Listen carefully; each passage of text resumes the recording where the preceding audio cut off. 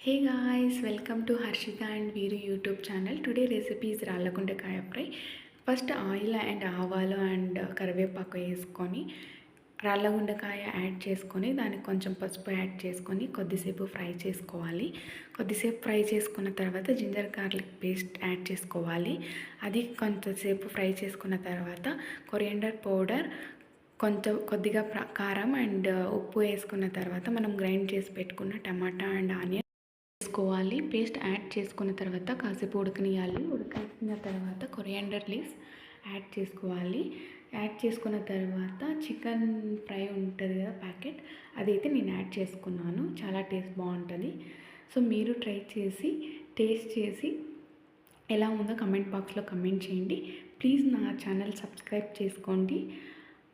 Notification కోసం bell icon click చేయండి. Thank you. Bye bye.